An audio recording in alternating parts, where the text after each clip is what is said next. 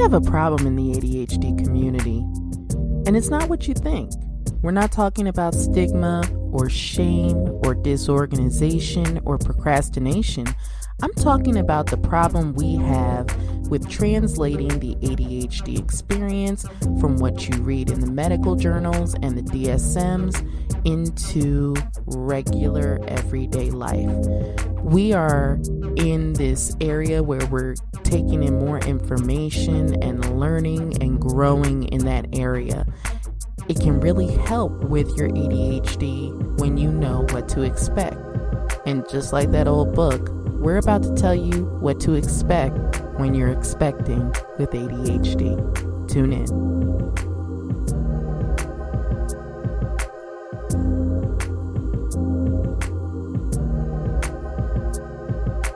My name is Renee Brooks, but you may have heard of me by my blog name, Black Girl Lost Keys. I started the blog to incorporate my culture into my experiences with ADHD. Managing ADHD isn't easy. We have challenges in some key areas like forgetfulness, showing up late, losing stuff, and big emotions. Sometimes you find your stuff, sometimes you find yourself. That's life with Lost Keys. On our podcast, you'll get to be a fly on the wall to everything. Talks with friends, other ADHD adventures, and a lot more. It's time to get started. Speaking of time, Life with Lost Keys is proudly sponsored by Timo app. Timo makes time and your to-do list visual. It was designed by and for ADHDers. Go to your app store and type TIIMO to learn more.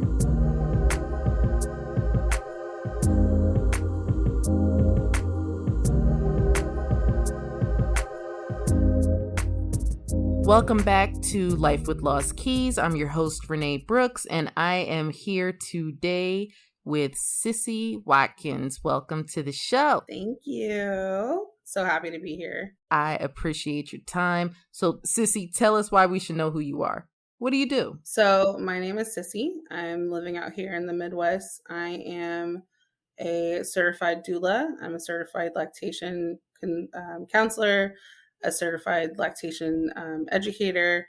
I am big on reproductive justice and community activism. I'm a mom of one. I'm queer, and I got a big old ADHD diagnosis. That's why I'm invited here today. Yay! I'm so glad you're here. We were talking about pregnancy from the perspective of the birthing parent who's going through that with ADHD, because we talk a lot about our children after they get here and what their experiences with ADHD are, but you don't hear a lot of stories. You hear a lot of questions from birthing parents who want to know what to expect, but there's not a lot of information out there for them. So, like, what would you recommend for people with ADHD to know before they get pregnant? I would say before you get pregnant, the best thing that you can do for yourself is to get lab work done. Find out what, if you are someone who is low in certain vitamins, minerals, if you are someone who's battling with blood pressure, if your sugar levels are a little bit high, knowing that ahead of pregnancy is going to be the best thing for you.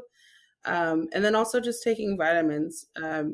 Habits are the best thing and the worst thing for us. But if you're in the habit of prior to pregnancy taking a prenatal every single day, when you are pregnant, it's not going to be something where you're 9-10 o'clock at night like, oh my goodness, did I take it or not? It's just a part of your everyday routine, like getting up in the morning.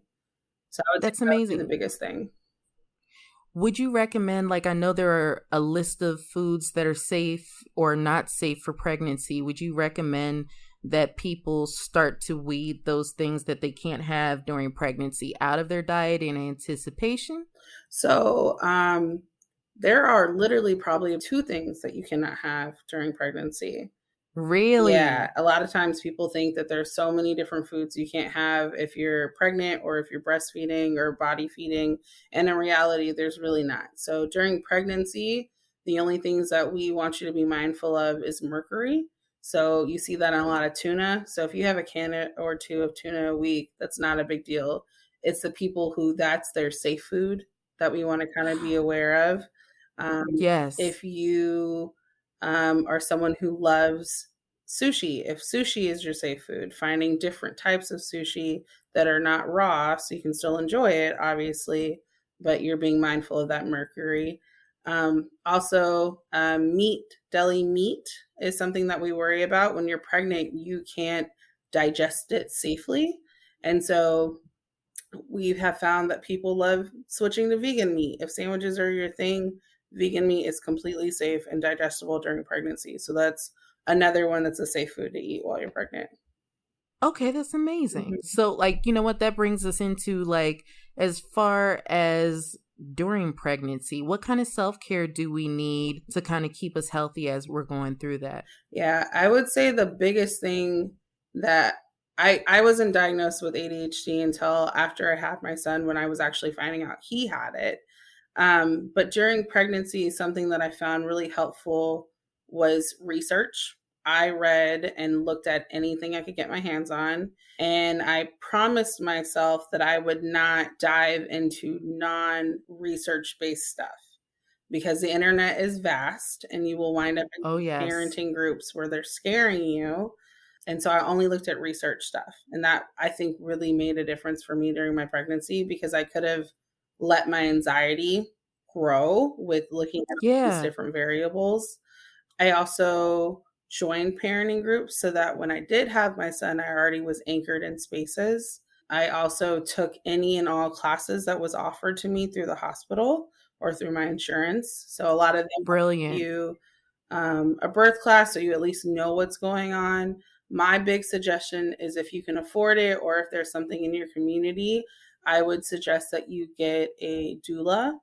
Those can be incredibly beneficial, especially with having a neurodivergent brain. We can get overwhelmed very easily. And when you have a high pain index like birth, you can just be overwhelmed. So you're not going to be able to look at the small details while you're in labor that you have to make decisions about. So, how does the doula assist with that? Yeah. So doula in basic terms means to be with woman. I'm inclusive, so I just say to be with the birthing person. And so a doula is going to step in and be that gap of education. So your OB or your midwife or what you find online is only going to be a small percentage of the information you should know about how your body is changing, how to make a birth plan or a birth preference plan, or what you want to do during delivery or what you want to do when you get home. And so a doula is going to be the person that's kind of going to help you navigate that. It's kind of like having an ADHD coach, but they're specifically for birth. And so they're going to Yes, help kind of guide you. So I always like to say, I'm the dance instructor and you guys are the people. the And dancers. yeah. And I'm just there to kind of give you choreography, but y'all are the star of the show.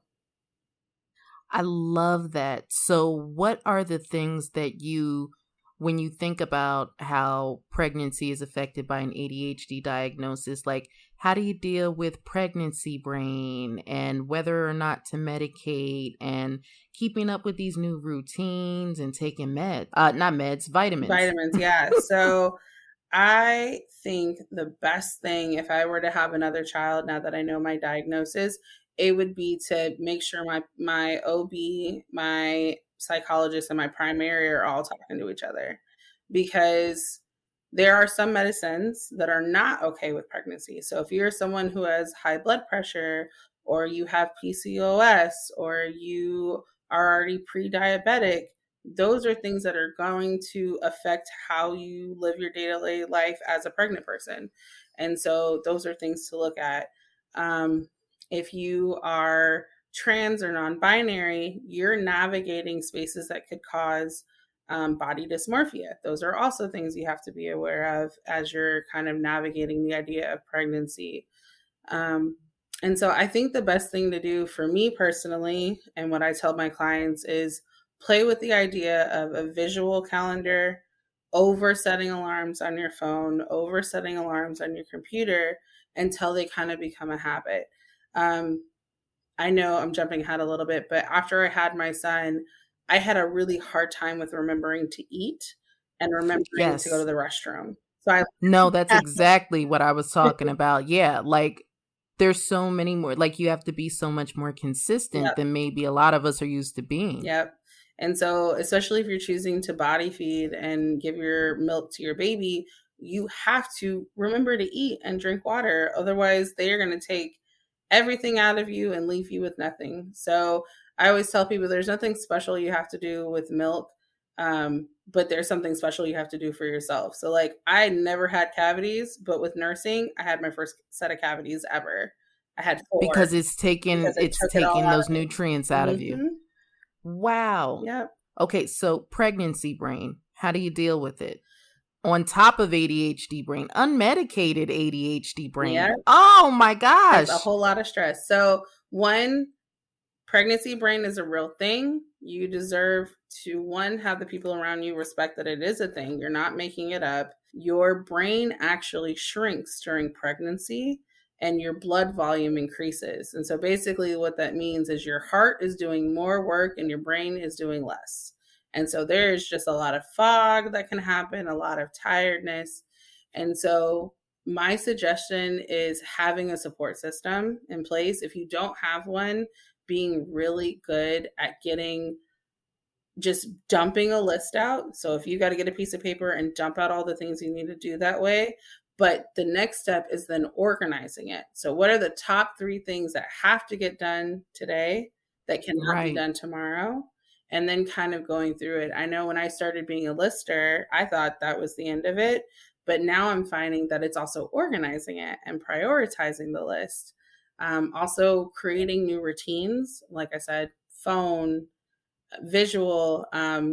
You can't see right now, but I have 2 whiteboards, a calendar magnet on my refrigerator. Um, Part of waking up is literally going to the kitchen, and everybody gets their meds for the day. And I know people usually take them with meals, but sometimes breakfast doesn't happen at our house, so you just get it, and then maybe we'll eat later. That doesn't work for everybody, but that's just the routine we've kind of created because that's what works for us. Have you helped any birthing parents with ADHD who came to you and said, look, this is really stressful? Like, is that something that a doula would also help you kind of sort out if you're having difficulty managing it? Yeah, so part of being a doula is just being able to be a support person. So part of my job is to be able to see the big picture. I always laugh and say that my ADHD and my flight, fight, or freeze response is why I'm so good during birth. So for some people, births can be really chaotic and out of control. For me, everything kind of slows down so I can kind of be Oh, where I need to yes. be. But that's just my freeze response. It just works out really well. That's your ADHD brain Yeah. kicking in. We will kick ass in an emergency And now. then afterwards, sleep for 12 hours. Uh, You better believe it. That crash coming off of that, boy, oh boy. Yes, we know that's not everybody. Everybody's ADHD doesn't manifest that way, but there are a lot of us for who that's a real thing. yep. Like, put us in that kind of time pressured situation and we flourish. And so something that I like to do, I've also been a case manager before working with pregnant and Yes. postpartum clients. And so I take all experiences that I've had to kind of morph them together with how I work with people. And so if I see that you're getting overwhelmed and you're not in therapy or you're not working with, your physicians, we're going to talk about it. I'm going to show up at your doctor's appointment, let them know, by the way, did you know that this person has not been sleeping lately? They've been getting an hour to 2 max for over the course of a couple of days. What can you do or what can they do to support themselves? Because a lot of us suffer in silence, especially as people of color. Yes. We have a very superhero complex. And so, with pregnancy, as within labor, and as parents, we will literally suffer to the point of burnout and then wind up taking a sticky sock vacation, and because we just pushed ourselves too far. And I really feel like having buffers, so figuring out, is there a medication I can take while I'm pregnant that can help me? Mm-hmm. What medication can I take after pregnancy?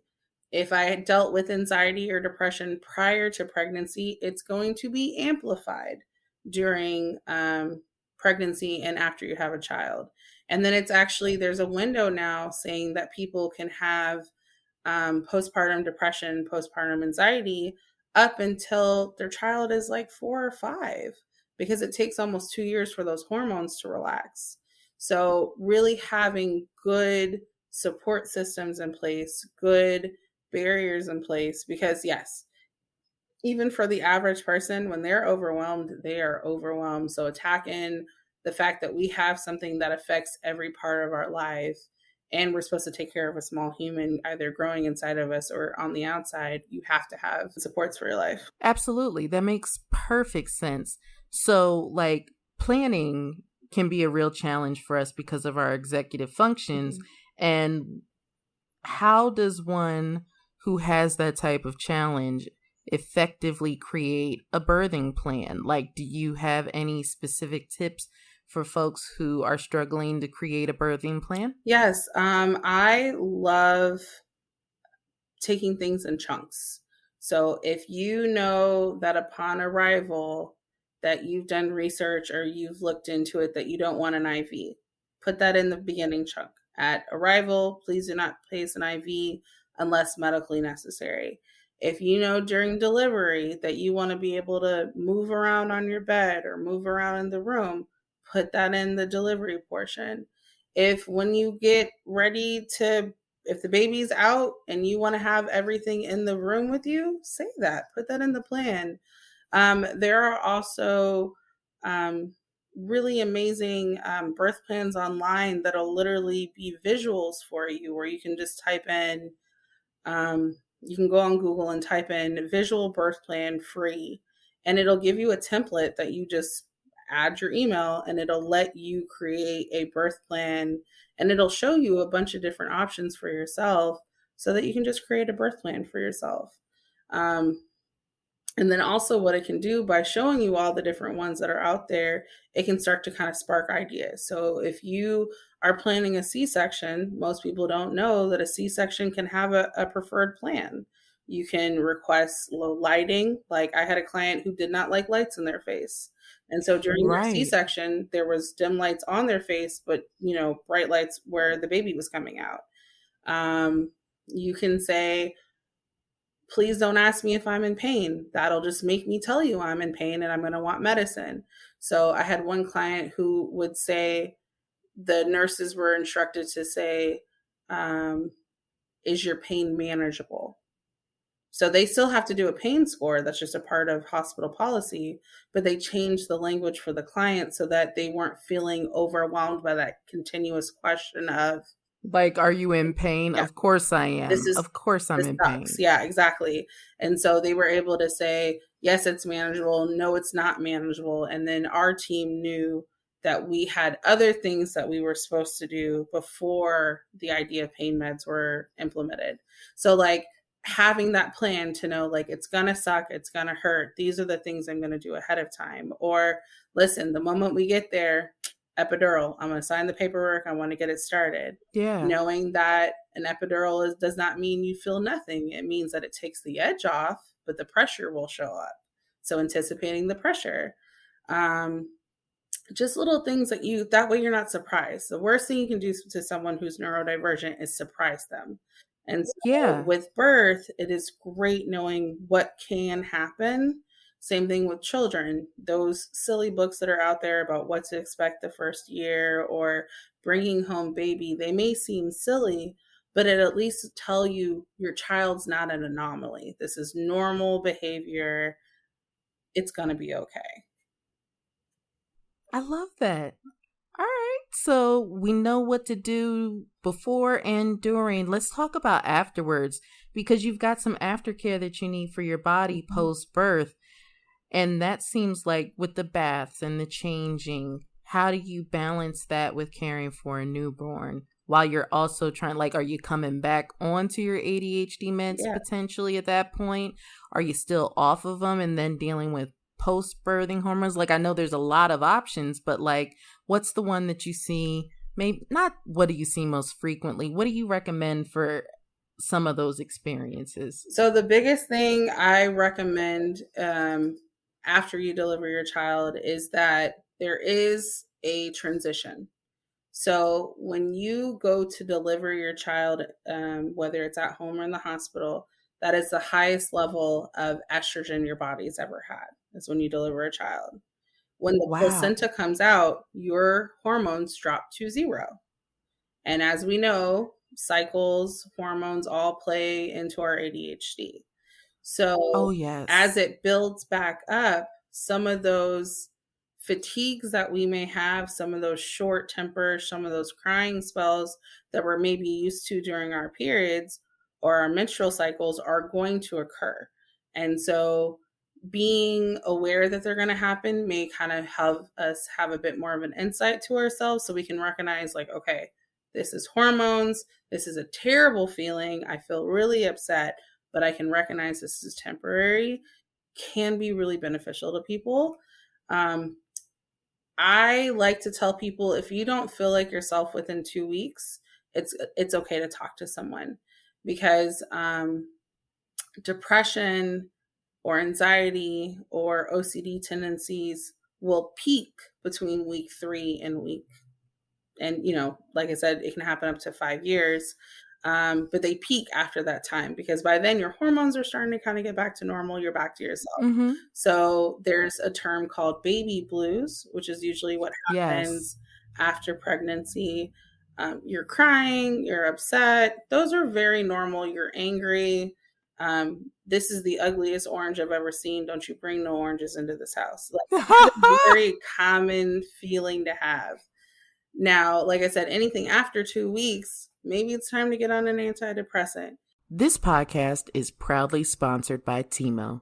Timo helps you do the things you need to do by making time in your schedule visual, complete with icons, a visual timeline, a digital notepad, and tons of customization features. Timo supports executive function visually. Learn more by typing TIIMO in your app store. And something I will advocate until I'm blue in the face: Black people, brown people, it is okay to get on medication to help you have a full cup. There is no reason to be suffering because you're convinced that a medicine make Amen. you a bad person or hurt your baby. There are so many medicines out there that are perfectly safe while nursing, perfectly safe to be on while you have your small child. And like I said before, there are medications for ADHD and anxiety or depression while you're pregnant. You just have to play with the levels a little bit. Right. So you just have to, like, you're touching base with your doctor and seeing if that's an option for you Mm-hmm. so that you can get in there. But like, I'm so glad that you said that, because so many of us believe that we're having to choose either or, the pregnancy or the medication that's helping us to function. So there's a middle ground Well, there. absolutely.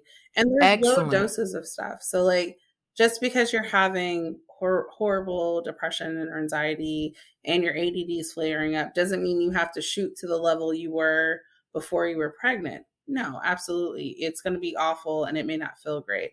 But maybe you start slow and you're going and doing your mental health walks and you're starting to do more intensive specific type of therapy. There's actually therapists that specialize in maternal health. So these are people who specialize in pregnancy and parents, and they will work with you. There's queer affirming ones. So there was I believe it was a live stream of a physician whose whole job is to work with queer and trans parents of the more masculine side. And That's oh my amazing. gosh, it was absolutely amazing. And I'm so mad I didn't save it. But what Do I, you remember who it was? Like, it was maybe like we a can all little, tune in I again. know it was a little old bald man and he was wonderful. Um, Ah, but I that's don't, I amazing. was, it was one of those things where you're just like on a deep dive and all of a sudden you find something magical. Um, We'll find them. yeah. But Little old man, we're coming for you. but it was just amazing to see that he recognized that there is a bit of just a struggle with being able to balance that you gave birth to a child, you identify either like, gender neutral or gender masculine, or you're trans. And so it's a bit of a balance of trying to figure out your own hormones. Do I immediately get back on T? Am I allowing the child to chest feed? Am I pumping? Or are we getting donor milk? And so he kind of touched on that a little bit. And I'm so mad I didn't save it. But those are all things that we have to kind of talk about. Um, and then just as parents in general, the biggest thing I talk about with the postpartum plan is who's allowed to come to your house. If you are the type of person where you want to have a clean house, look presentable, offer snacks, you shouldn't have people come over for a little bit. You should have maybe two Yeah. people that you can just have your chest out, you know, your hair's, just matted on one side. Like, the biggest thing is you're healing and you're resting. So if you have to put on a show for your mom, you love your mom to death, but having her gives you more anxiety, just say like, "Hey mom, I can do one day, but I cannot have you here for 3 weeks to help me because it's going to cause me more stress." It That's may hurt perfect. feelings, but it's going to end up being a benefit to both of y'all later on. I love that. And like as far as body care, what kind of like physical changes do we need to make sure that we're making space for when we're trying to create those post-birth routines? Um, your skin is going to change around your Okay. tummy, around your chest. You may have increase in cup sizes. And for some people, that can just be like, "Ooh, I like it." And for others, it's very alarming because they already had a big chest to begin with. And this is like their ultimate bad dream. Um, it takes 40 plus weeks to grow a baby. It takes 40 plus weeks for your body to find its new normal. So being okay with a saggy tummy, stretch marks, maybe you're a bigger size than you've ever been, your hips are more defined than you would like them to be or you've ever had. Um, if you are choosing to body feed or breastfeed, your body can hold on to 10 to 15 pounds that it normally wouldn't hold on to. To protect you, right? Because of the nutritional Exactly. needs? So your body Okay. creates kind of like a reserve almost to make sure that no Yeah. matter what this child pulls out of you, you gonna be okay. There's been studies that have shown in um, high crisis countries where there's little to no food and everyone's super, super skinny, parents can still feed their kids, and the kids may be still skinny, but they're surviving because the parent is literally giving all of their nutrients to their child. Wow. Yeah. Wow, wow, wow. One of the things that I learned when I got into lactation is how culturally it is very much influenced by the history of slavery, the history of companies coming in to what we consider modern society and saying, "Hey, if you're educated, if you have status, you'll use formula." So even though we as Africans were the first people to feed our children, when we came here, we were forced to feed white people's children. And then when we had the opportunity to stop, we full stopped. And so that is where a lot of Right. that cultural stuff happens, which is where the cereal in the bottle. When we were breastfeeding, we didn't have enough milk to feed our children because we were feeding other people's kids. And we were living off of very low calories, doing very hard labor. So we found ways to fix that, which is by adding food to milk. So we did that. Then when the formula companies came around, Similac, everybody knows about Similac. Everybody knows about Yes. the condensed milk formula of how to make formula at home. And it's the same story. We didn't have necessarily the funds to buy these big old Nestle company cans off the shelf, but we could figure out how to make a little something at the house. Those Mm-hmm. costed like 40 cents, 30 cents back in the day. And that little can could make a baby milk for a whole week. Um, and then when La Leche League started coming in to communities in the 70s and 80s and saying, "Hey, no, you should breastfeed. It's great for your kids." But guess what communities they didn't come into? The Black Black communities. communities and the brown communities. So we're actually behind everybody by like 20, 30 years.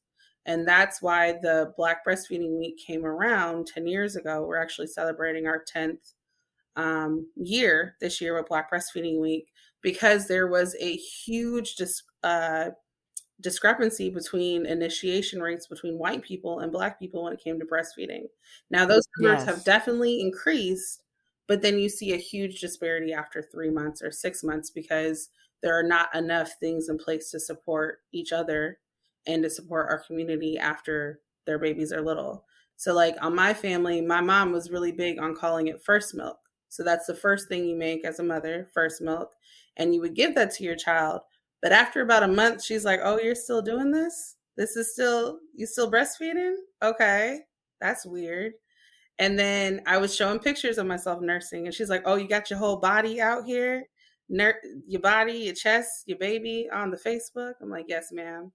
And then I kept going, and she's like, "That kid got teeth now. You still out here?" I'm like, "No, he's 6 months. He still needs food." And then after that, everyone was just like, "That's just her. She's weird. She's still nursing." Yeah. They left me alone. The joke is I nursed so long, people weaned and had more children, and I was still nursing. So, like,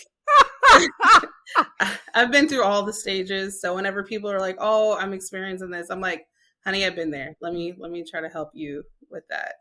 So, what's your perspective? Like, as far as weaning goes, do you allow the child to decide when they're ready to wean themselves, or is there another method? So the U.S., when they were creating their lactation laws after World War II, because all the men were gone, they left to go fight the war.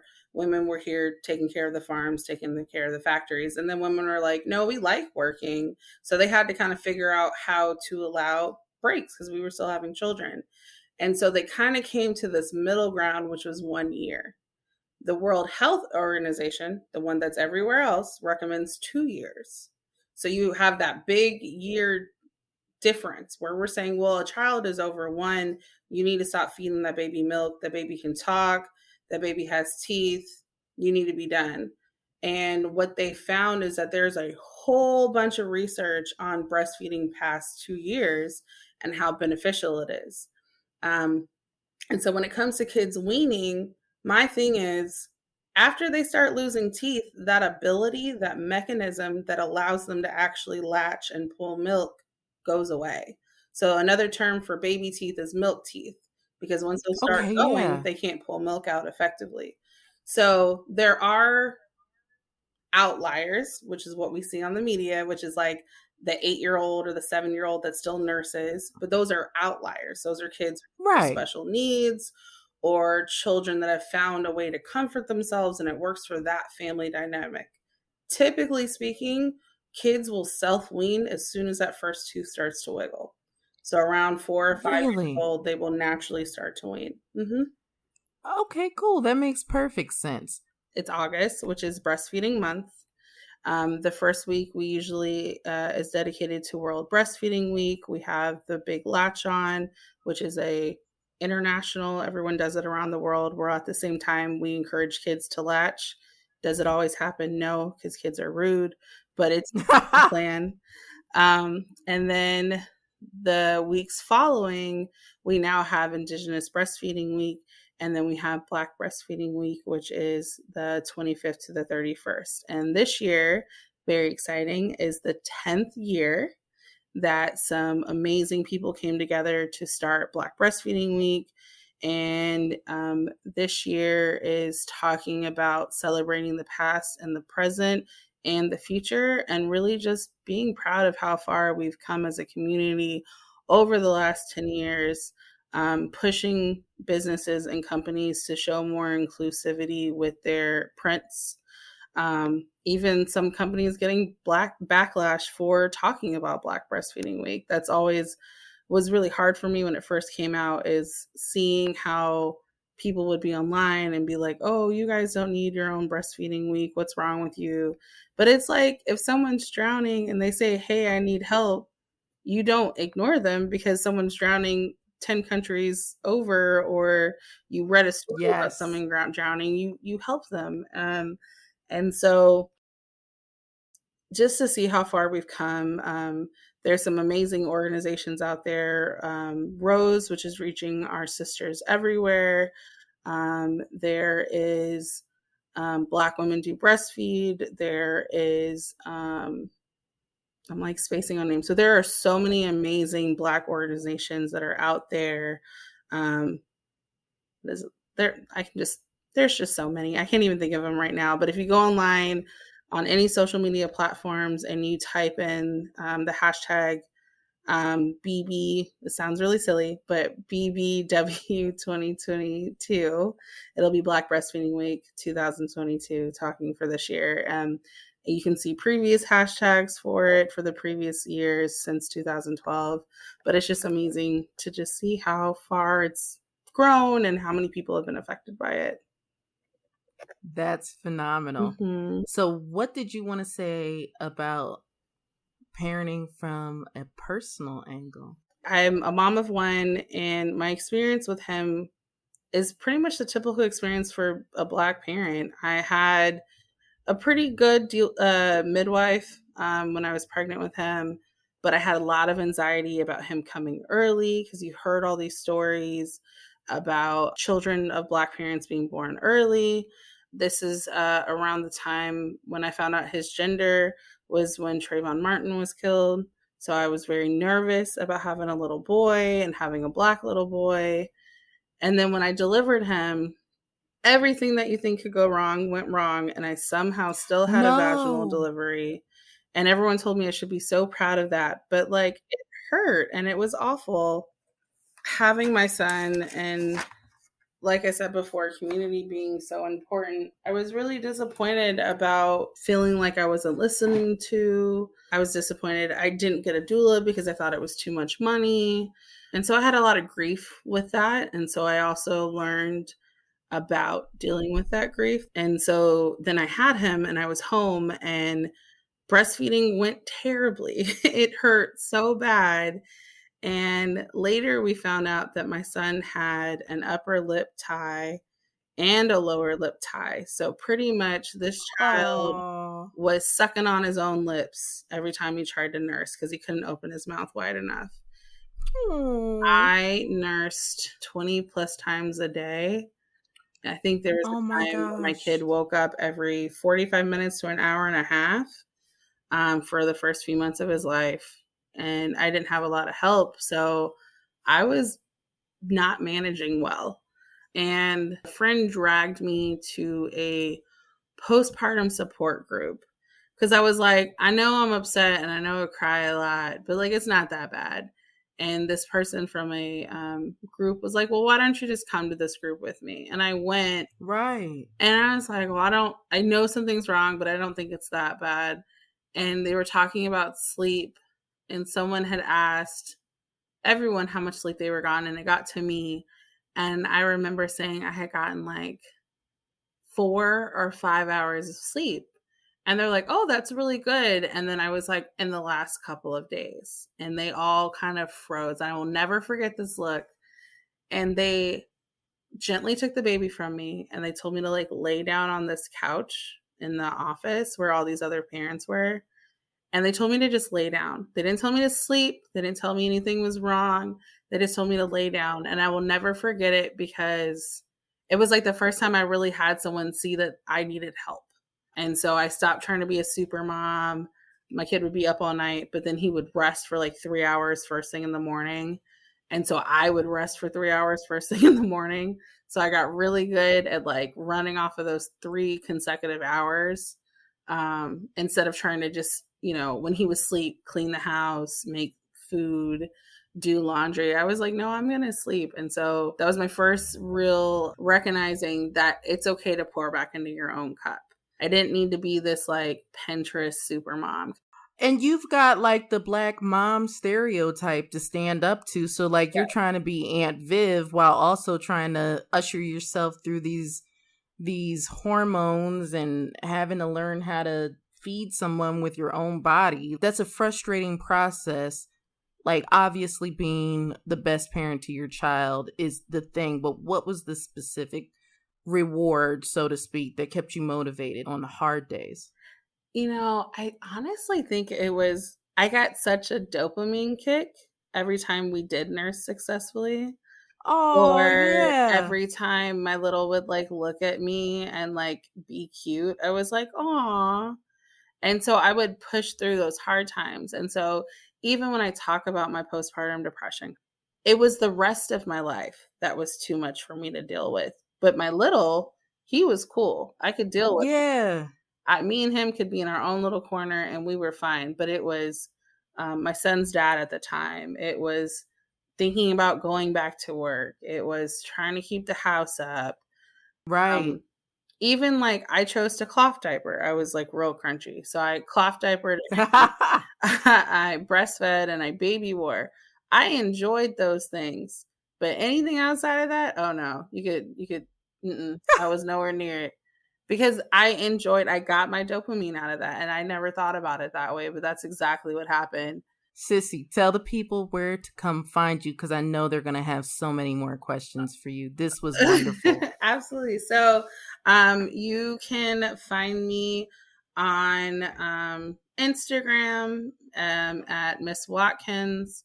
And then you can find me on my business page, which I know y'all are going to laugh about, but it is Babies and Boobs Education and Support. Yes, I love it. Those are my two handles that I have.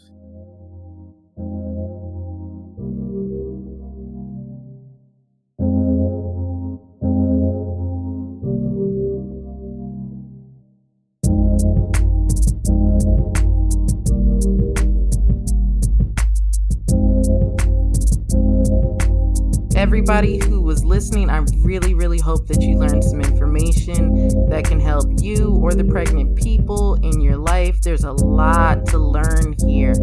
Don't forget to go follow Cissy. In the meantime, I'm Renee Brooks. You're listening to Life with Lost Keys. Thank you for tuning in.